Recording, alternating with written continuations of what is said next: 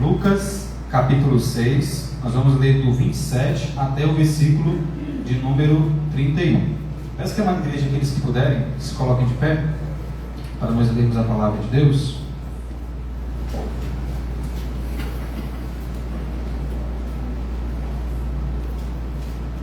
Lucas, capítulo 6, do 27 ao 31. Amém? Amém. Diz assim: Mas a vocês que me ouvem, eu digo: amem os seus inimigos, façam o bem a quem os odeia, abençoe quem os amaldiçoa, orem por quem os maltrata. Se alguém lhe der um tapa numa face, ofereça também a outra.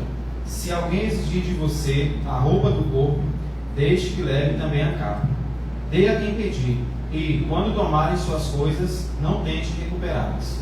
Façam aos outros o que vocês desejam que eles lhes façam. Amém? Oremos.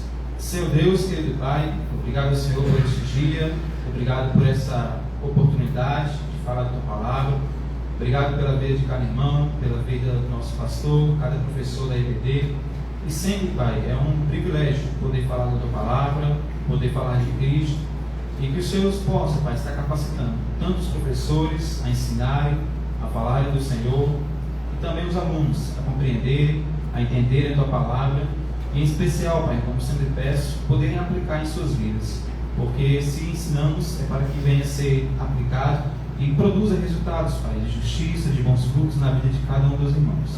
É o que nós oramos, agradecidos em Cristo Jesus. Amém. Amém. Posso sentar, irmãos? Obrigado. O tema que eu queria trazer hoje para a igreja é o seguinte: ordens difíceis de serem obedecidas. Ordens difíceis de serem obedecidas. Quando a gente lê esse texto e ouve o tema da mensagem, já fica um pouco subentendido o que nós queremos falar. Se eu fizesse uma pergunta básica aos irmãos, e você lê esse texto uma única vez, e você ouvir o tema da mensagem, acho que já fica um pouco claro do que nós vamos falar. Porque a nenhum de nós, essas ordens aqui são fáceis. O irmão Paulo falou sobre cristãos que têm 10, 15, 20, 30 anos, e outros que têm 6 meses, 1 ano de cristão. Mas seja esse que tem 1 ano, seja esse que tem 20, essas ordens aqui são tão quanto difíceis. E para nós introduzirmos essa mensagem, eu queria falar para os irmãos uma história real, uma história verídica, um caso. Eu não sei se os irmãos assistiram aquele filme Até o Último Homem. É um filme bem conhecido, lançado em 2016. E esse filme, Até o Último Homem, ele vai citar a história de um soldado americano, cujo nome era Desmond Doss, mais ou menos assim a sua pronúncia. E esse soldado americano, ele era cristão, e na Segunda Guerra Mundial, 80 anos atrás, ele foi combater pelo exército americano. E esse soldado, ele era cristão, e ele não pegava em armas. Tem uma história que conta da infância dele, que o pai dele estava brigando com o tio, e a mãe foi separar, pegou a arma do pai, e escondeu essa arma. E ele viu isso, e ficou ali traumatizado a vida toda, nunca mais quis pegar em armas. Só que ele era um jovem, ali franzino, magrinho, mas muito corajoso. E ele foi convocado para a Segunda Guerra Mundial e aceitou. Ele tinha algumas objeções, de consciência, ele não aceitava pegar em armas, ele tinha algumas restrições ali, e ele não aceitava algumas coisas que era a ordem do exército. Mas ele mesmo assim foi para a guerra. E em 1945, na batalha chamada Batalha de Okinawa, no Japão, esse soldado, ele salvou aproximadamente sozinho entre 50 e 100 homens do exército americano. Ele estava na batalha contra os japoneses, o exército americano, e os soldados americanos foram surpreendidos no fronte de batalha. E esse homem vendo seus companheiros ali sendo mortos, ele vendo seus companheiros tomando tiro, bomba, tudo que é conveniente ali à guerra, e ele começa a pegar seus companheiros, leva numa maca, leva arrastando, vai socorrer ali no campo de batalha e faz diversas coisas. E acaba essa guerra e esse homem ele é condecorado como herói de guerra. Esse homem que não pegava em armas. E esse mesmo homem, dentro do quartel, o filme mostra e a biografia dele também fala, que ele era ali motivo de chacota, as pessoas riam dele, os soldados riam dele, porque ele não pegava em armas, porque ele ia ali para o acampamento antes de dormir e orava, e ficava tacando objeto dele, tirando gracinha, que ele era fraco, que ele não pegava em armas, que ele não fazia isso ou aquilo como soldado, que iriam processar ele, porque para um soldado não utilizar a arma na guerra pode ser um processo, e ele pode sair do exército. Mas a história vai indo, E esse homem, no final, após a Segunda Guerra, ele é condecorado pelo presidente americano Truman, e ele fala uma frase que é muito interessante. Ele diz bem assim: sinto que recebi a medalha de honra do Congresso americano, né, porque respeitei a regra de ouro, que lemos em Mateus 7,12, que é a mesma de Lucas 6,31. E ele diz: o que quiserdes que façam os homens, fazei-o também a eles. Então, quando ele recebe aquela medalha nos Estados Unidos, aquela medalha de honra ao mérito, aquela medalha que condecora o seu trabalho na guerra, ele cita essa frase. E ele fala de Mateus 7,12 e também é um texto de Lucas 6,31. O que você quiser que façam a você, fazei também aos outros. Aqueles soldados que tiravam sarro dele, que brincavam com ele, talvez foram aqueles que foram salvos pela vida desse homem, usado por Deus. E ele salvou muitas vidas realmente. Ele diz que foram entre 50 e 75 homens, mas a história conta que pode ter sido mais de 100 homens, que ele sozinho, com a ajuda de Deus, é claro, conseguiu salvar. E o que isso tem a ver, irmãos, com a mensagem? Amar o próximo e fazer o bem, aqueles que nós gostamos, por exemplo, fazer o bem, amar o próximo já é um pouco difícil, às vezes na família, às vezes no trabalho, entre os colegas, já é um pouco difícil você amar o próximo. Mas em relação aos inimigos, é mais difícil ainda. O mundo vos odeia, não é o que diz a palavra de Deus? E você fazer bem às pessoas que te odeiam, que lógica é essa? Qual motivo é esse? Aqui no texto, Jesus, ele vai nos dar 4 ordens sobre amar os inimigos. E eu queria ver cada uma dessas 4 ordens com os irmãos, tendo como pano de fundo a vida desse homem, desse herói de guerra que eu citei introdutoriamente, o Desmond. E eu queria ver com os irmãos a primeira ordem, que está no versículo de número 27. O versículo de 27 vai dizer bem assim, Mateus 6, 27. Mas a vocês que me ouvem, eu digo, amem os seus inimigos. E aí vem a primeira ordem: façam o bem a quem os odeia. Fazer o bem a quem nós amamos? Está dizendo aí, fazer o bem a quem? Os odeia. Irmãos, a primeira ordem de Cristo é fazer o bem a quem nos odeia. Eu pergunto aos irmãos, isso aqui é fácil? É simples isso? Às vezes alguém fala alguma coisa pra gente, ou a gente ouve, ou a gente escuta uma conversa, a gente já fica meio magoado, às vezes uns mais, outros menos. Mas e quem te odeia realmente, quem tem raiva de você ali? Será que é fácil fazer o bem a essa pessoa? Não é a mesma coisa, mas vou citar como exemplo apenas. Eu venho de 3 irmãos, né? A Rayane, eu e a Vanessa, minha irmã mais velha. E às vezes é fácil para você amar o irmão? Às vezes bate, puxa o cabelo, briga, aquela coisa de irmão na adolescência, na infância. E é fácil isso? Quem tem mais irmãos aqui também deve saber como é que é entre os irmãos, né? Aquelas brigas assim, às vezes. E já é assim, difícil. Imagina aquele de fora que odeia você, aquelas pessoas que atacam cristãos, aquelas pessoas ali que te ridicularizam, que falam mal de você.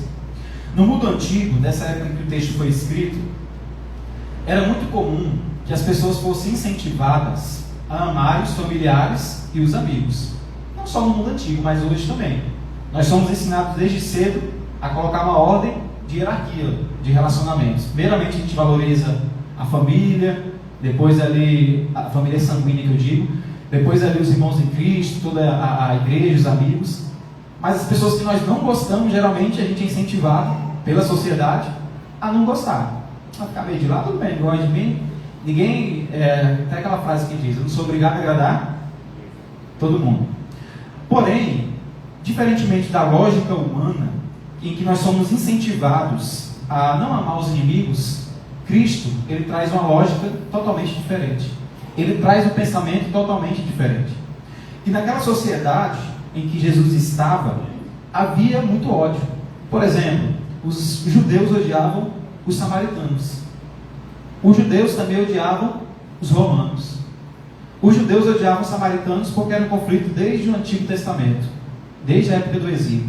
E eles odiavam os romanos porque os romanos, eles eram aqueles que estavam sobre os judeus, dominando sobre eles. E tem 2 textos que deixam isso um pouco mais claro. Eu peço que o irmão do lado esquerdo leia Lucas 9, do 51 ao 56. Lucas 9, 51 ao 56. E do meu lado direito, Lucas 13, 1 e 2. Do lado esquerdo, Lucas 9, 51 a 52. E do meu lado direito, Lucas 13, 1 e 2. Por gentileza, aqueles que acharem possam ler.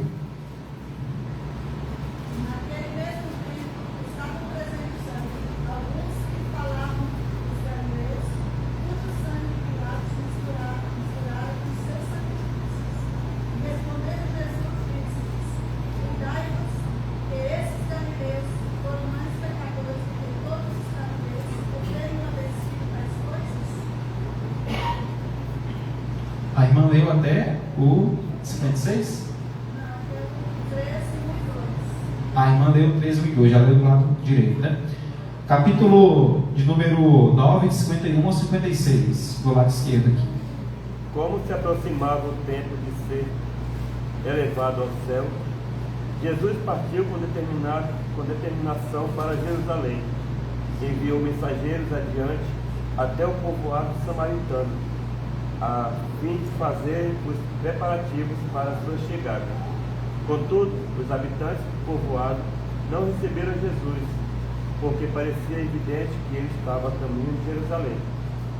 Percebendo isso, Tiago e João disseram a Jesus: Senhor, quer que mandemos cair fogo do céu para consumi-los? Jesus, porém, se voltou para eles e os repreendeu, e seguiram para outro povoado. Obrigado, irmãos. Então, olha só esses dois trechos. Lucas 9, 51 a 56. Os discípulos de Jesus sugerem a ele que mandasse alguma coisa ali do céu sobre o povoado samaritano. E tem diversas outras passagens da parábola do bom samaritano que apontam para esse conflito que existia. Então, os judeus eles não se davam bem com os samaritanos. Mas também em relação aos romanos, os judeus não se davam muito bem. Não gostavam deles. No capítulo 13, 1 e 2, vai dizer ali que Pilatos, ele sacrificou algumas pessoas nos cultos ali. Talvez o paganismo, alguma coisa. Salvo engano, é o único texto que fala sobre isso no Novo Testamento, esse episódio de Pilatos. Então ele usava alguns judeus, ele sacrificou alguns judeus nos holocaustos ali da religião dele. Então a gente percebe que entre esses povos havia problemas, havia ódio. Os irmãos sabem muito bem hoje em dia o que tem acontecido, por exemplo, na Nigéria. Os irmãos têm falado constantemente aqui. Muitos cristãos têm sido massacrados. Na África, ali, além da Nigéria, tem outros países em que muitos cristãos ou outros povos são mortos por conta desse ódio, essa inimizade, esse rancor em relação uns aos outros. E nós, hoje em dia, somos constantemente ali cercados por isso. Às vezes até incentivados a ter ódios dos outros. Esse ano, como os irmãos bem sabem, é ano político. E na última eleição, pelo menos, houve muito problema de relacionamento. A gente ouve até de familiares, amigos que se desligaram devido a questões políticas. E daqui a pouquinho você vai ter o candidato A, você vai ter o candidato B, vai ter a escolha A, a escolha B. E será que isso é motivo para nós termos ódio uns dos outros? Ou para as pessoas nos odiarem?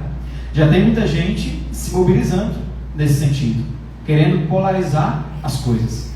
Porém, isso para nós cristãos convém ou não, irmãos? Claro que não. Nós somos diferentes, apesar das diferenças que nós temos, né? E nós somos instigados a amar uns aos outros. Tem outro texto que é João capítulo 15, peço que os irmãos abram comigo, do 18 ao 19. João capítulo 15, 18 ao 19. Olha só o motivo pelo qual o mundo nos odeia. João capítulo 15, do 18 ao 19. Diz assim: se o mundo os odeia, lembrem-se de que primeiro odiou a mim. O mundo os amaria, se pertencessem a ele. Mas vocês já não fazem parte do mundo. Eu os escolhi, para que não mais pertençam ao mundo. E por isso o mundo os odeia. Por que, irmãos, que o mundo nos odeia? Cristo dá a resposta. Versículo 19, parte B. Eu os escolhi, para que não mais pertençam ao mundo. Porque nós somos escolhidos de Cristo. A gente não é odiado pelo mundo porque a gente faz algo errado. A gente não é odiado pelo mundo porque a gente tem alguma coisa mais especial do que eles, alguma capacidade a mais. A gente não é odiado porque a gente comete algum crime de guerra, que a gente maltrata pessoas, nós cristãos falando, aqueles verdadeiramente cristãos. Mas nós somos odiados tão somente porque Cristo nos escolheu, porque nós somos separados por Ele, porque nós somos chamados para ser seus servos. E Cristo diz: se o mundo odiou a mim, quem dirá a vocês? Se o próprio Cristo, perfeito, sem defeito algum, foi odiado, quem sou eu, Davi, ou quem cada um dos irmãos aqui para não ser odiado? Pessoas falhas, pessoas pecadoras. Então o mundo nos odeia, mas o interessante, irmãos, é que Cristo, Ele não nos prende, nesse texto, voltando para Mateus capítulo 6, Ele não nos prende, não nos faz pensar sobre como o mundo nos trata, mas Ele nos faz pensar sobre qual é a nossa reação. Como é que nós nos comportamos diante da maneira como o mundo nos trata?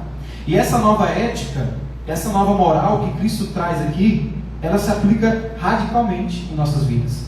E eu digo radicalmente por quê? Porque o nosso pensamento natural é de o quê? Se alguém me faz mal, naturalmente falando, como ser humano, eu vou retribuir. Se alguém falou mal de mim, eu vou falar mal. Se alguém cutucou, eu vou também cutucar a pessoa. Se alguém fez alguma coisa na minha família, eu também vou fazer na família da pessoa.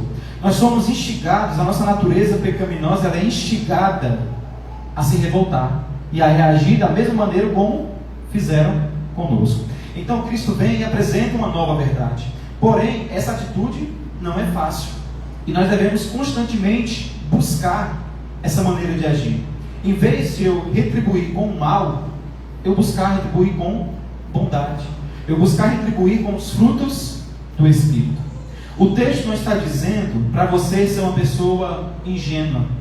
O texto não está dizendo para você receber o mal, ou alguém fazer o mal contra você e você não fazer nada. Até porque a Bíblia diz lá em Romanos capítulo 13 que Deus instituiu autoridades justamente para punir os malfeitores, aqueles que praticam injustiça. Porém, nós somos instigados no texto a sempre buscar o quê? Exercer compaixão, a tratar de maneira diferente as pessoas da forma como elas nos tratam. E nesse mundo, irmãos, em que nós temos diversos grupos étnicos, diversos grupos políticos, diversos grupos religiosos odiando os cristãos, isso aqui é muito importante, esse texto. Porque às vezes, não sei como os irmãos pensam, às vezes até o pastor brinca, né, pastor? É difícil orar por essas pessoas. A nossa reação natural é o quê? Eu odeio essas pessoas. Eu vou orar que Deus derrame, que nem os discípulos aqui, derrame fogo do céu, limpe ali as instituições, limpe ali aquelas empresas, aqueles lugares em que há pecado. Porém, a atitude que Cristo nos convoca a ter é totalmente diferente. É por isso que o cristianismo, faço uma observação aqui, ele é relatado com algumas figuras interessantes. Ele é relatado como uma porta estreita. O cristianismo ele é relatado como carregar a sua cruz, negar a si mesmo e carregar a sua cruz. Porque poucas pessoas estão dispostas a ter esse mesmo pensamento, a ter esse posicionamento que Cristo nos ensina, de retribuir o mal com bondade, com misericórdia e com amor. Então, irmãos, que possamos constantemente ter esse pensamento, ter essa atitude, de não retribuir da maneira como nossa natureza quer retribuir, mas retribuir de maneira em que demonstre o verdadeiro amor de Cristo. A segunda ordem que ele nos dá, lá em Mateus capítulo 6, está no versículo de número 28. Peço que os irmãos acompanhem aí, versículo de número 28, que vai dizer. Lucas 6, 28. Se alguém lhe der um tapa, versículo 28. Abençoe quem os amaldiçoa. A segunda ordem que Cristo nos dá, no versículo 28, parte A, é abençoar quem nos amaldiçoa. Parte A do verso 28. Irmãos, o que significa abençoar? Eu vou usar como exemplo aqui o aviso que foi dado mais cedo sobre o projeto Famílias Abençoando Famílias. Esse projeto, a igreja tem abençoado outras famílias, certo? E abençoar traz duas ideias, em algumas traduções quer dizer bem dizer, na tradução Almeida é bem dizer. Mas abençoar significa mais ou menos duas ideias que se complementam. A primeira ideia de abençoar quer dizer o quê? Você se compadecer de uma pessoa, Você ali olhar aquela situação da pessoa e você falar, não, desejo abençoar essa vida, eu vou rogar a Deus por essa vida, eu vou pedir as bênçãos de Deus por essa vida. Então nós temos até um hino que nós cantamos, que é o hino Chuvas de Bênçãos. E nesse hino, o coro dele vai dizer bem assim: chuvas de bênçãos dos céus, gotas somente nós temos, chuvas rogamos a Deus. Então o sentido de abençoar quer dizer justamente essa ideia de você bendizer, de você desejar o bem de alguém, de você se compadecer, rogar as bênçãos de Deus por essa pessoa. Mas também abençoar tem um sentido prático, de você exercer de fato alguma bênção, de Deus lhe dar a capacidade de poder abençoar. Por exemplo, aqui na igreja, nós apenas não pedimos, mas nós também o quê? A gente não apenas ora, mas nós também procuramos ofertar, nós procuramos levar as cestas básicas, nós procuramos se ater à realidade das pessoas, para que elas possam ser alcançadas pelas bênçãos da igreja. Então envolve tanto um sentimento como também uma ação prática. Mas também tem às vezes a ideia de Deus nos abençoar. Deus, que é o autor das bênçãos maiores, que é aquele que pode nos abençoar. Mas em termos de igreja, abençoar significaria bendizer, rogar a Deus por uma vida, rogar a Deus por uma pessoa, rogar que Deus abençoe espiritualmente, financeiramente, familiarmente alguma pessoa. E aqui quando o texto diz amaldiçoar, é exatamente o oposto. Se abençoar significa essa ideia de bendizer, significa essa ideia de rogar a Deus bênção sobre a vida de alguém, o que seria amaldiçoar? Seria justamente o oposto. O que significaria amaldiçoar uma vida? Desejar o mal. Aquela pessoa que você ali não gosta, você tem algum desafeto, e você deseja que a vida espiritual dela vá mal, que as finanças dela, que a família dela, que o ciclo de amizades dela não vá bem. Porém o texto, ele nos mostra novamente uma lógica que vai contra o nosso instinto natural. O texto, versículo 28, diz: abençoe quem os amaldiçoa. O texto está dizendo assim: abençoe quem os abençoa. Ele está falando o contrário: abençoe quem os amaldiçoa. Se por exemplo o irmão Jefferson vem e pede bênção sobre a minha vida, ora por mim, roga a Deus chuvas de bênçãos sobre a minha vida, Davi, é fácil também orar pelo irmão, que a vida do irmão seja abençoada espiritualmente, na família, no trabalho. Agora, se o irmão Jefferson vem até mim e deseja tudo de ruim na minha vida, deseja maldições na minha vida, será que é fácil eu orar que Deus abençoe a vida do irmão Jefferson? Não é fácil, porque isso vai contra a minha vontade natural. Se ele falar algo ruim, eu quero desejar algo ruim para ele, humanamente falando. Mas Cristo nos fala: não, se você tem alguém que lhe deseja o mal, alguém que vai lhe maldizer, como algumas traduções dizem, amaldiçoar ou maldizer, você deve fazer o quê? Você deve abençoar, pedir as bênçãos de Deus sobre essa pessoa. É como se Cristo estivesse querendo dizer mais ou menos assim, parafraseando: se alguém deseja o mal para a sua vida, deseja o bem para a vida dessa pessoa. Se alguém fofoca ou lhe calunia, fale bem dessa pessoa e não invente mentiras sobre ela. O texto não está dizendo para a gente passar a mão na cabeça de alguém, de ninguém, perdão, melhor dizendo. O texto não está dizendo que você vai tratar as pessoas como se elas fossem perfeitas. Ela faz mal comigo aqui, eu nunca vou repreender, eu nunca vou exortar. Até porque a Bíblia diz: se alguém cometeu um pecado, chegue você, chegue depois mais dois. Se a pessoa não ouvir, leve à igreja. Se não ouvir a disciplina da igreja, que seja afastada ali do meio. Mas o que o texto na verdade está querendo dizer é que o seu coração, aquilo que você alimenta no seu coração, não deve ser uma retribuição pelo que a pessoa fez, pelo que a pessoa lhe amaldiçoou, pelo que a pessoa maldisse de você. Mas pelo contrário, que a sua palavra, que a sua oração seja no sentido positivo naquela vida. Isso aqui é muito difícil, irmãos, porque muitas vezes a nossa língua, o nosso falar, ele é muito reativo.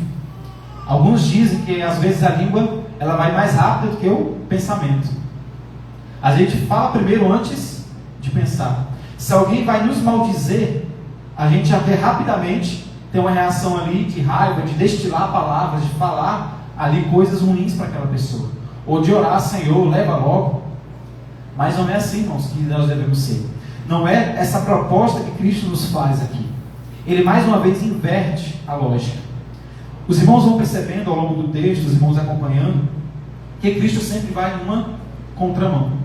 Eu fico imaginando aqui, para nós hoje em dia, é um pouco fácil, a gente ouve esse texto, já sabe os ensinamentos de Cristo, já entende, a gente estuda, sabe o contexto da mensagem, da palavra, é fácil para nós entendermos. Mas aquelas pessoas naquela época, se coloquem no lugar delas. Você é acostumado a gostar apenas dos seus familiares, dos seus amigos. Muitas pessoas nunca tinham ouvido a palavra de Deus, nunca tinham conhecido a Cristo, nunca tinham ouvido o Antigo Testamento. E essas pessoas estão ouvindo Cristo pregar. E Cristo está dizendo: se alguém te fez mal, faça o bem. Se alguém te amaldiçoou, abençoe. Qual deveria ser talvez a reação daquelas pessoas? Talvez umas de espanto, outras de não compreender o que Cristo estava dizendo, algumas ali ficando em dúvida: mas o que esse mestre está querendo dizer? Como é que ele pode me incentivar a abençoar outra vida, sendo que essa outra vida, essa outra pessoa me amaldiçoa? Mas, irmãos, é justamente isso o cristianismo. Essa é a essência do cristianismo. É você ir contra os padrões deste mundo.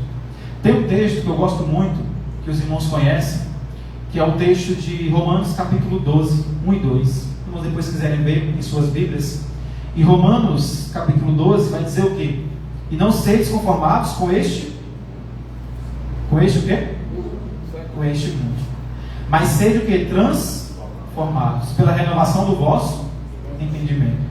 E de fato nós cristãos, independente se tem 1 ano, 10 anos, 20 anos, 30 anos de cristão, nós somos assim, nós somos pegues por Cristo no mundo, tirados do mundo, esse sistema de pecados, de filosofias contra Deus, tirados do mundo para Cristo. E nesse processo em que Ele nos tira do mundo e nos traz para Ele, nós vamos sendo o quê? Transformados. A nossa mente vai trabalhando de uma maneira diferente, constantemente. Se antes você queria retribuir o que os outros lhe fazem, agora você pensa diferente. Agora você quer retribuir o que as pessoas lhe fazem, não da maneira como você acha certo, mas da maneira que Cristo ensina, da maneira como o Espírito Santo lhe provoca a agir. Então, irmãos, que tenhamos esse discernimento. E tem um texto que eu gosto muito, que é Efésios capítulo 4, verso 29. Eu até citei domingo passado, mas eu vou ler ele aqui numa outra tradução NBV. E nesse texto, a tradução NBV vai dizer bem assim: evitem a boca suja, digam só o que é bom e útil àqueles com quem vocês estiverem falando. E olha que interessante o final do versículo, na tradução NBV: e o que resulta em bênção para eles. Nessa tradução, o que o texto está dizendo? Que a nossa boca não deve proferir nada que seja sujo, nada que seja ruim, nada que seja desagradável, mas só aquilo que for bom e útil. E no final vai dizer que resulta em bênção para eles. Ou seja, no vocabulário do cristão, trocando em miúdos, a gente deve falar coisas apenas que edifiquem e que abençoem outras vidas. E quando nós tivermos, irmãos, sede de justiça, vivemos num país complicado, né? A gente constantemente quer ver a justiça de Deus. Mas até mesmo nesses momentos em que nós formos orar pelas autoridades, pelo país, devemos ter esse cuidado de não maldizer, mas rogar a Deus que abençoe essas vidas, que transforme essas vidas, que mude esses corações pecaminosos. E aí eu peço que os irmãos abram suas Bíblias no outro texto, que é Tiago capítulo 3, versículo 10. Peço que os irmãos acompanhem comigo. Um versículo bem pequeno, mas que também traz essa verdade. Tiago capítulo 3, versículo de número 10. Os irmãos acharam? Amém? Amém. Diz assim o texto da palavra de Deus: e assim, bênção e maldição saem da mesma boca. Eu pergunto aos irmãos, na boca do cristão, deve caber bênção e maldição ao mesmo tempo? Olha o que o texto diz no final: meus irmãos, isso está certo? Não, o que o texto vai dizer? Isso está errado. Então, de uma mesma boca não pode proceder bênção e maldição. Na boca do cristão não tem como ele abençoar as pessoas e ao mesmo tempo amaldiçoar. Então, irmãos, o texto está claro. A terceira ordem de Cristo, voltando lá para Lucas, capítulo 6, Lucas capítulo 6, do 27 em diante, no versículo 28, parte B, vai dizer bem assim: orem por quem os maltrata. Orem por quem os maltrata. A terceira ordem de Cristo é orar por quem nos maltrata. Os irmãos devem ter continuamente, talvez quando acordam, antes de dormir, ou nos dois momentos, o hábito de orar. E eu pergunto à igreja, quando nós estamos orando, quais são as primeiras coisas que vêm na nossa mente quando nós estamos orando? Os primeiros pedidos assim. Quais são mais ou menos, irmãos? Tem alguma ideia assim que vocês oram? Família, misericórdia. O que mais? Pedir pela saúde, às vezes. Uma certa vez, eu não lembro qual era o pastor, acho que era o pastor Paulo Júnior, que estava pregando, e ele falou bem assim, que às vezes o cristão, fazendo um parênteses aqui, ele ora pedindo por tudo, mas a primeira coisa que deveria constar na oração do cristão não são os pedidos, mas é o ato de glorificar a Deus, de agradecer a Deus. Senhor, eu te agradeço por tudo que o Senhor és, toda honra e glória ao teu santo nome. Porque às vezes você está orando, aí você pede pela saúde, pede pela família, pede pelo trabalho, emprego, pede por tantas coisas. Aí no finalzinho da oração, em nome de Jesus, amém. Você não falou sobre Deus. E a oração, ela também serve para isso, para nós adorarmos a Deus, falarmos sobre quem Ele é, agradecermos por tudo que Ele tem nos feito. Mas voltando ao texto, quando nós oramos, a gente pede várias coisas. E quando nós vamos pensar em algumas pessoas que nós gostamos, a gente pede logo por elas quando estamos orando. Geralmente, pai, a mãe, o cônjuge, os filhos, a família, os amigos, os colegas. E a gente ora dessa forma: Senhor, abençoe fulano, ciclano, dê saúde, dê bênçãos. Mas será que a gente lembra? Eu estava fazendo esse esboço aqui da mensagem, pensando comigo mesmo sobre essas situações. Porque os irmãos não se enganem. O texto, ele primeiramente fala com o pregador. É assim, pastor? Quando a gente está elaborando o texto, aquele texto confronta, ele está confrontando primeiramente o pregador. E eu pensando, rapaz, quando eu estou orando, por que eu estou pedindo? Será que aquela pessoa que eu não gosto, aquela pessoa que eu tenho alguma desavença, eu tive algum momento, será que eu oro por ela, ou já orei por ela? Aquela pessoa que tira sarro da minha fé, aquela pessoa que fala mal da igreja, aquela pessoa que tem um desafeto na família, será que eu estou orando por ela? Eu faço o mesmo desafio aos irmãos. Pensem aí, reflitam. Por quem nós estamos orando? Será que é apenas por quem nós gostamos? Ou estamos orando apenas pelos nossos familiares, ou pelos nossos irmãos em Cristo? Porque aí fica fácil. Você tem amigos, você tem amizades, você tem família, e você ora pelas pessoas que você gosta. E pelas pessoas que você não gosta, será que você tem orado por elas? E Cristo está dizendo aqui justamente sobre isso no versículo 28. Orem por quem os maltrata. Pensem só, aqueles irmãos, Cristo depois foi crucificado, subiu aos céus, e os apóstolos começaram a igreja, lá em Atos capítulo 2. E os irmãos sabem que um dos grandes perseguidores da igreja, ali no início da igreja cristã, da igreja primitiva, era um homem que depois se tornou apóstolo, que era quem? Paulo, né? Saulo, depois Paulo.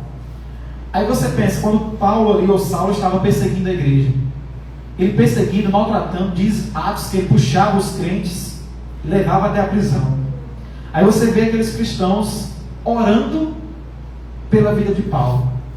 Paulo chegava nas casas, arrastava os cristãos, quando ele ainda não era convertido, levava para as prisões. E aqueles cristãos eram ensinados que eles deveriam orar por quem? Por Paulo. Será que isso é fácil? Será que isso para nós, humanamente falando, é conveniente? Orar por quem nos maltrata? Quando nós vemos países, hoje em dia, lá no Oriente, dentre outros países islâmicos ou países comunistas, em que cristãos são perseguidos, são maltratados, são silenciados, como diz hoje em dia na linguagem da internet, são cancelados. Será que essas pessoas, elas oram pelos seus inimigos? Elas oram por quem as maltrata? Tem um texto que nós vamos ver daqui a pouco, que fala sobre isso, que eu acho muito interessante. Então, irmãos, diariamente nós oramos por muitas coisas, por crescimento espiritual, saúde, família, bênçãos materiais. Só que a gente esquece com frequência de orar pelos nossos desafetos, por aqueles que nos maldizem, de orar por aqueles que nós temos inimizade, porque Cristo nos chama, fazendo uma observação aqui, Ele nos chama a amar a todos. Nós amamos a todos. Se qualquer pessoa precisar do cristão e o cristão puder agir, ele deve agir em compaixão e misericórdia. Só que nós não gostamos de todos. Nós temos preferências. Às vezes você gosta mais de uma pessoa, gosta menos de outra, é preferência. Assim como nós temos preferência para tudo, para se vestir, para comer, para viajar. Então, até aquelas pessoas que nós não gostamos, tendo essa diferença de amar e gostar, até aquelas que nós não gostamos, a gente deve orar. Até aqueles que falam mal de nós, devemos orar. E o texto diz que é por todos. Devemos orar o quê? Por todas as pessoas, indistintamente. Seja pessoas que nós gostamos, principalmente, ou pessoas que nós não gostamos. E a Bíblia vai nos dar 2 exemplos. Eu peço novamente que, primeiramente, o irmão do meu lado esquerdo possa ler Lucas 23, meu lado esquerdo, primeiro, Lucas 23, do 32 ao 34. Lucas 23, do 32 ao 34. E depois, do meu lado direito, um irmão ou irmã, 1 Timóteo 2, do 1 ao 4. Então, do meu lado esquerdo, Lucas 23, do 32 ao 34.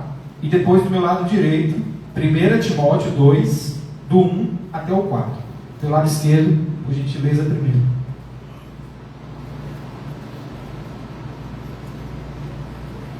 Dois outros homens, ambos criminosos, foram levados com ele a fim de também serem executados. Quando chegaram a um lugar chamado Caveira, o pregaram na cruz. Os criminosos também foram crucificados, um à sua direita e outro à sua esquerda. Jesus disse: Pai, perdoa-lhes, pois não sabem o que fazem. E os soldados tiraram sortes para dividir entre si as roupas de Jesus. Obrigado, Martinho. Meu lado direito, 1 Timóteo 2, do 1 ao 4. Em primeiro lugar, recomendo que sejam feitas petições, orações, intercessões e ações de graças em favor de todos, em favor dos reis e de todos que exercem a autoridade, para que tenham uma vida pacífica e tranquila, caracterizada por devoção e dignidade. Isso é bom e agrada a Deus, nosso Salvador. Cujo desejo é que todos sejam salvos e reconheçam a verdade. Obrigado, irmãos. Olha que bênção esse texto.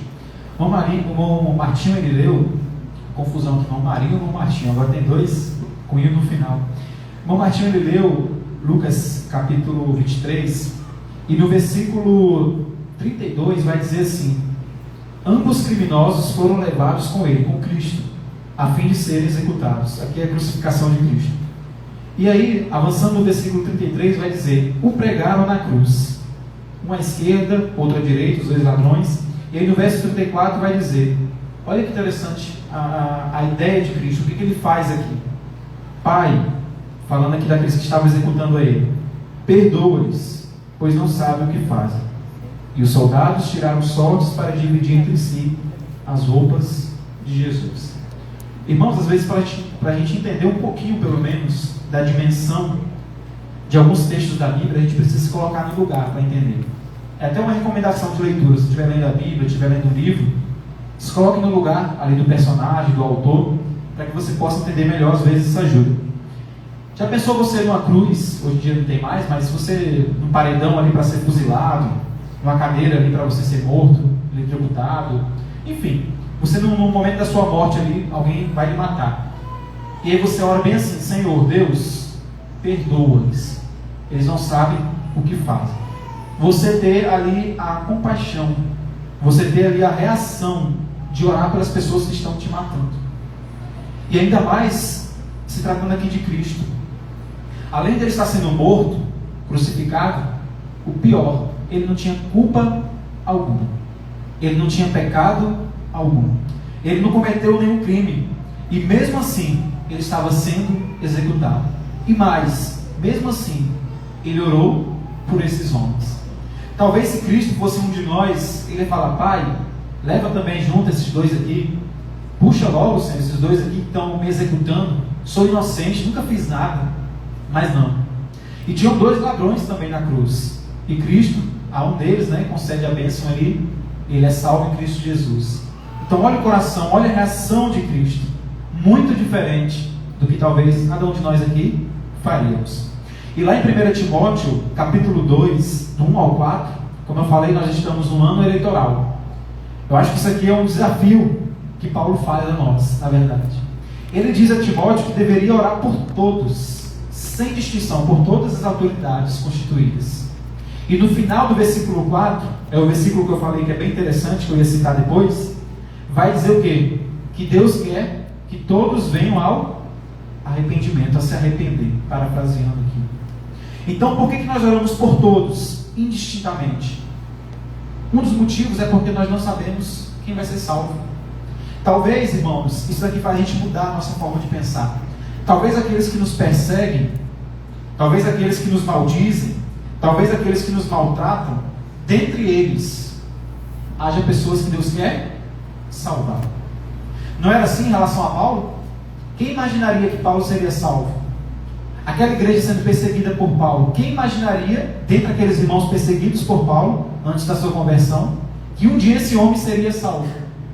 Tanto é que depois que Paulo se converte, é dito que alguns ficaram um pouco duvidosos, um pouco céticos ali, não acreditavam muito que Paulo tinha sido convertido, porque viam Paulo antes e não acreditavam que ele se tornou depois. Então muitas dessas pessoas que nos perseguem, que nos maltratam, muitas delas Deus quer salvar. Se nós não orarmos por elas, se nós não rogarmos a Deus pela vida delas, quem vai rogar? Quem vai orar? O mundo? Com certeza não. Mas nós, cristãos. E tem uma frase que é atribuída a Billy Graham, que diz bem assim: quer a oração mude a nossa situação ou não, uma coisa é certa: a oração nos mudará. Repito, quer a oração mude a nossa situação ou não, uma coisa é certa: a oração nos mudará. Então, quando nós oramos, a gente está sendo moldado por Deus. Nós estamos falando com o Senhor. E Ele vai, cada dia, trabalhando em nossas vidas, nos dando essa compreensão de que devemos orar não apenas por quem amamos, mas muito mais, em especial, por quem nos odeia, por quem não quer o nosso bem, pelo mundo que está perdido, que jaz no maligno. Então, recapitulando, Cristo nos dá 3 ordens. A primeira dela está no versículo de número 27, em que Ele diz: fazer o bem a quem nos odeia. A segunda ordem de Cristo, no versículo 28, parte A, abençoar quem nos amaldiçoa. Depois, a terceira ordem de Cristo que Ele vai nos dar, está no versículo 28, parte B, orar por quem nos maltrata. E a última ordem de Cristo que Ele vai nos dar, está lá no finalzinho do texto, lá no versículo de número 36, Lucas 6,36, que vai dizer bem assim: sejam misericordiosos, assim como seu Pai é misericordioso. Então a última ordem de Cristo, a quarta ordem de Cristo é: devemos ser misericordiosos. Irmãos, misericórdia, assim como eu falei anteriormente da outra palavra, ela também traz 2 ideias, assim como abençoar. Misericórdia seria primeiramente algo como se solidarizar com alguém. Lembra aquela passagem, nós vamos ver daqui a pouco, do bom samaritano? Passa um sacerdote, passa um levita, e tem um homem ali no canto, que foi assaltado, apanhou, e eles não fazem nada. Aí depois passa um samaritano, olha aquele homem ali do lado da estrada, que foi assaltado, que foi ali, apanhou, e ele socorre aquele homem e leva para os cuidados médicos. Isso é o primeiro sentido, a primeira ideia que a palavra misericórdia traz. É você se solidarizar, é você ter compaixão do sofrimento alheio. Novamente, citando o exemplo do projeto Famílias Abençoando Famílias, o que significa aqui misericórdia nesse contexto? A igreja vê que há famílias necessitadas, a igreja vê que há famílias passando fome, a igreja vê que há famílias, às vezes, com um salário mínimo para criar 5, 10 filhos, fora o casal. E a igreja sente compaixão, a igreja se solidariza. Da mesma forma, quando você vê alguém que realmente precisa, não é um aproveitador de roupa, de remédio, e você vai ali generosamente, você contribui, você ajuda, você compra, ou você pede que alguém que possa, compre também. Então, essa é a primeira ideia de misericórdia, é você se compadecer do outro. Mas também misericórdia tem uma outra ideia, que é uma ideia prática. Misericórdia tem a ver também com produzir ações. Com você, além de se compadecer, além de você ter compaixão, você, quando possível, procurar ajudar. Então a misericórdia, ela tem a ver tanto com se compadecer, como também com ajudar. Dar um apoio, ver a necessidade e agir dentro da sua capacidade. E é interessante que Jesus Cristo fala como a última ordem dele de ser misericordioso. E para que nós possamos, irmãos, para que nós possamos fazer o bem a quem nos odeia, para que nós possamos abençoar quem nos amaldiçoa, para que nós possamos orar por quem nos maltrata, como eu falei nas outras ordens de Cristo anteriormente, é preciso ter misericórdia. Quando Jesus Cristo fala, sejam misericordiosos, na sequência do texto aqui, no último versículo da passagem, não é à toa. Porque só um coração misericordioso, só um coração que se compadece, só um coração que percebe a necessidade alheia de perdão, de graça, de salvação, só esse coração, somente esse, consegue ser bom com quem é ruim com você, consegue abençoar quem maldiz você e consegue orar por quem te persegue. Só um coração misericordioso consegue fazer isso. Peço que os irmãos avancem um pouquinho aí, Lucas capítulo 10, os versículos 27 em diante, a parábola do bom samaritano. Lucas capítulo 10, os versículos 25 em diante, olha só o que o texto vai dizer sobre a parábola do bom samaritano. Diz assim, verso 25: certo dia, um especialista da lei se levantou para pôr Jesus à prova com esta pergunta: mestre, o que preciso fazer para herdar a vida eterna? Jesus respondeu: o que diz a lei de Moisés? Como você entende? O homem respondeu: ame o Senhor, seu Deus, de todo o seu coração, de toda a sua alma, de toda a sua força e de toda a sua mente. E ame o seu próximo como a si mesmo. Está correto, disse Jesus, faça isso e você viverá. Aí o verso 29. O homem, porém, querendo justificar suas ações, perguntou a Jesus: e quem é o meu próximo? Jesus respondeu com uma história, que é a parábola. Certo homem descia de Jerusalém a Jericó quando foi atacado por bandidos. Eles lhe tiraram as roupas, o espancaram e o deixaram quase morto à beira da estrada. Por acaso descia por ali um sacerdote. Quando viu o homem caído, atravessou para o outro lado da estrada. Um levita fazia o mesmo caminho e viu o homem caído, mas também atravessou e passou longe. Verso 33. Então veio o samaritano, justamente aqueles que os judeus odiavam, e, ao ver o homem, teve compaixão dele. Foi até ele, tratou de seus ferimentos com óleo e vinho, que eram medicinais, e os enfaixou. Depois colocou o homem em seu jumento e o levou a uma hospedaria, onde cuidou dele. No dia seguinte, deu 2 moedas de prata ao dono da hospedaria e disse: cuide deste homem. Se você precisar gastar mais com ele, eu lhe pagarei a diferença quando voltar. Qual desses 3 você diria que foi o próximo do homem atacado pelos bandidos? Perguntou Jesus. O especialista da lei respondeu, verso 37, aquele que teve misericórdia dele. Então disse Jesus: vá e faça o mesmo. O que essa história, irmãos, nos ensina? Essa história nos ensina que a misericórdia, ela é tanto você olhar, se compadecer, querer ajudar, mas também é você, quando possível, ajudar. É algo prático. E nós cristãos, muitas vezes, temos um erro de achar que a vida cristã, ela é espiritualizada demais. O que significa uma vida cristã espiritualizada demais? Significa uma vida cristã em que, eu vou orar, as coisas vão acontecer. Realmente, quando a gente ora, Deus age, né, e tudo mais. Mas eu vou falar e Deus vai começar a agir, as coisas vão acontecer. Mas se a gente não arregaçar as mangas, no bom português, se a gente não arregaçar as mangas, as coisas também não mudam. Por exemplo, Deus é o dono do ouro e da prata. É ou não é verdade? Amém, é verdade. A igreja precisa construir o novo templo. Esse espaço, nós temos aqui, o que está no outro templo, não está comportando muito mais. Porém, se nós apenas orarmos, e de fato devemos, mas não agirmos, alguma coisa vai mudar? Citei até esse exemplo do domingo passado. Não vai mudar. Mas precisamos o quê? Ofertar. Precisamos ir até o cartório, prefeitura, atrás da documentação, os irmãos que estão organizando essa parte.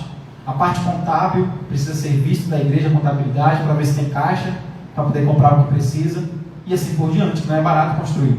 Então a vida cristã, ela não é somente espiritualizada, ela também se faz de ações práticas, também se faz de coisas, de ações.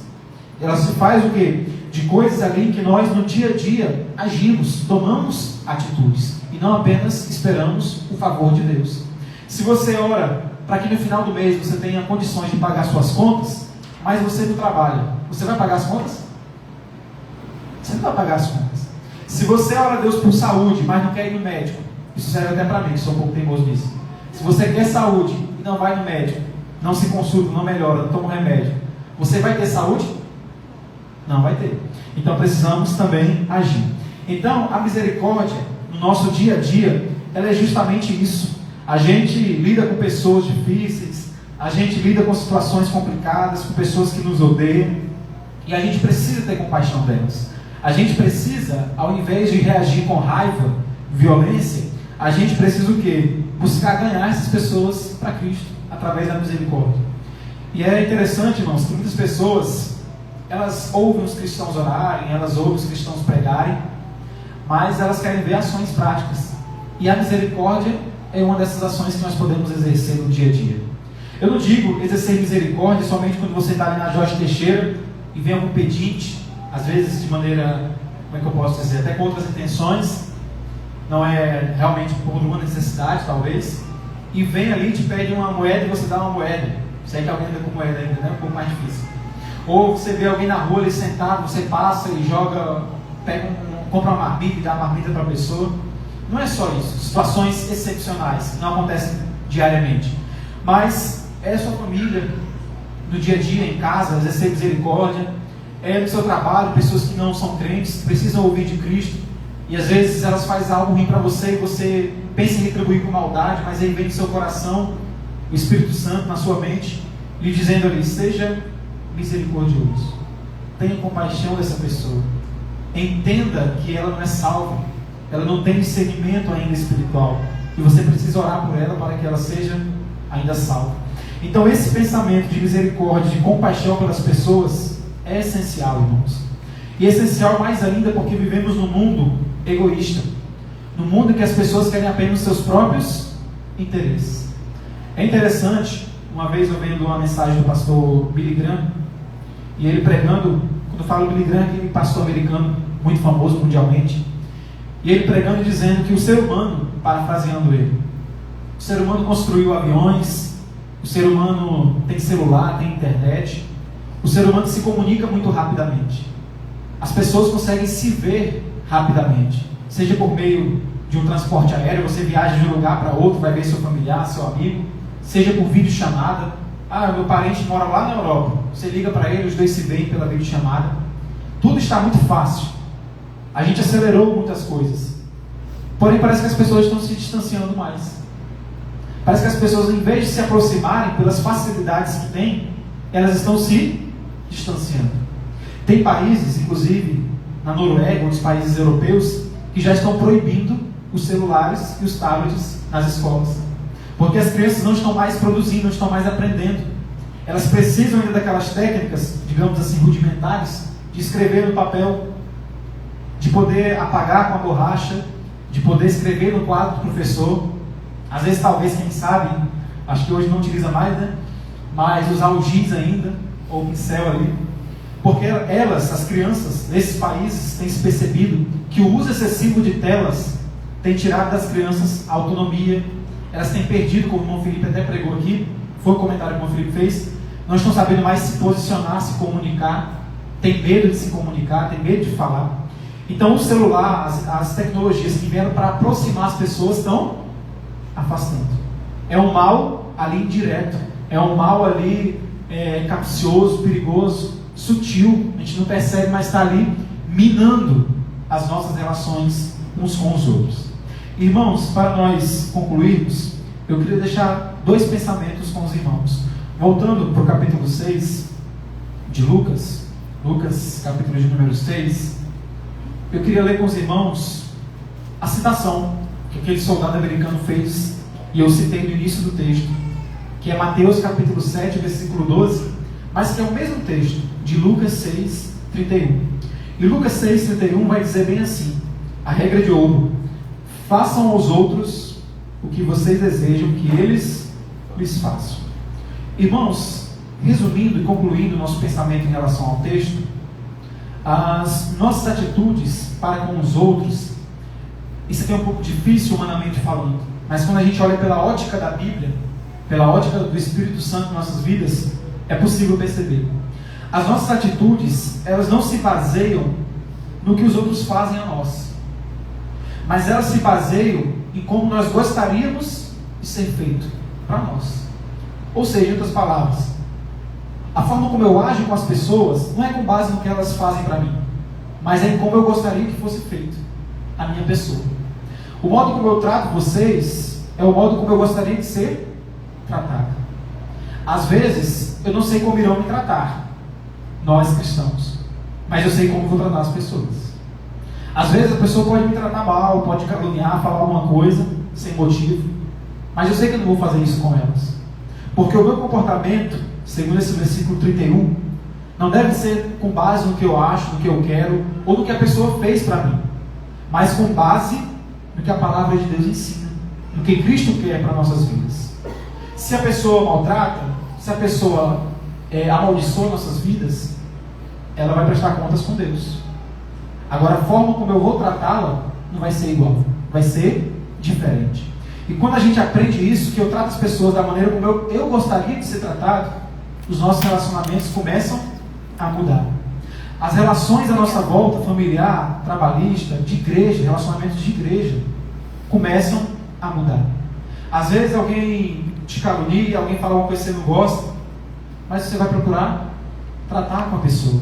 Porque se fosse com você gostaria que fosse feito da mesma forma. Ao invés de fofocar sobre você queria que a pessoa chegasse e tratasse do assunto. Então, essa regra de ouro, ela é importante. E ela começa a nos dar um pensamento, uma atitude, uma maneira de se comportar diferente. Eu não vou mais tratar o meu colega de trabalho, o meu familiar, o meu pai, minha mãe, cônjuge, filhos, da maneira como eu quero, da maneira como eu acho certo, mas da maneira que eu gostaria de ser tratado. E outra reflexão está nos versículos 32 a 35 de Lucas 6. Leiamos aí, Lucas 6, 32 a 35. Diz assim: se vocês amam apenas aqueles que os amam, que mérito tem?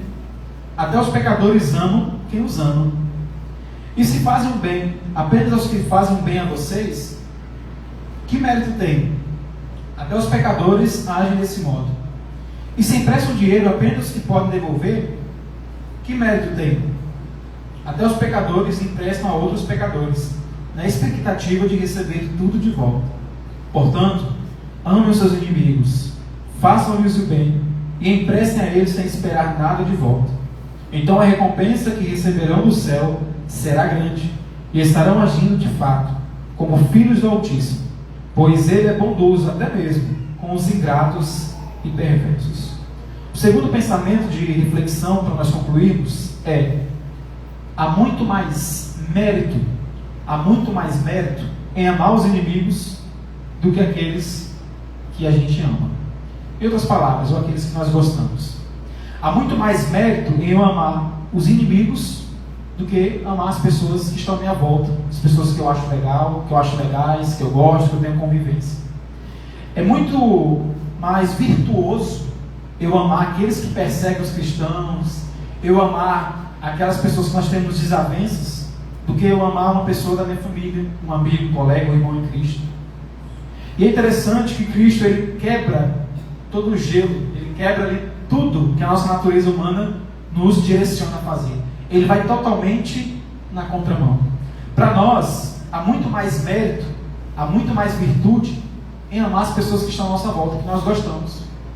Mas para Cristo, para a palavra de Deus, há muito mais mérito em amar quem nos odeia, em amar quem nos maldiz, em amar quem nos maltrata. Então, irmãos, que com essa reflexão possamos mudar, possamos começar a perceber o que não está em ordem em nossas vidas e moldar o nosso comportamento, não por aquilo que nós achamos que é certo, mas pelo que a palavra de Deus ensina. Porque fato é que essas ordens aqui não são fáceis. São ordens difíceis de serem obedecidas, mas é necessário. E como diz, é uma ordem, não é facultativo. Cristo não está dizendo aqui, talvez você vai amar o seu inimigo, talvez você vai fazer o bem a quem te odeia, talvez você vai abençoar quem te amaldiçoa, talvez você vai orar por quem, vai orar por quem os maltrata, melhor dizendo. Talvez você vai ser misericordioso. Não, o texto sempre está dizendo, amem, façam, abençoem, orem, sejam. Então são ordens. E nós precisamos a cada dia trabalhar para que a nossa vida venha a ser pautada por essa palavra de Deus. Que mesmo sendo ordens difíceis, nós possamos obedecer. Ordens difíceis são diferentes de ordens impossíveis. Aquilo que é impossível ninguém consegue fazer. Como por exemplo morrer pelos pecados uns dos outros. Só Cristo. É impossível fazer isso. Mas amar o nosso inimigo é possível. E precisamos obedecer a esse mandado de Cristo. Amém? Peço que a amada igreja se coloque de pé. Nós vamos encerrar orando. E logo após passarei ao pastor Rafael. Oremos. Senhor Deus, querido Pai, obrigado ao Senhor por esse momento, pela Tua palavra, pela oportunidade, Pai, de vermos um texto que é tão duro, difícil de aplicarmos em nossas vidas, não porque o Senhor não ensinou corretamente,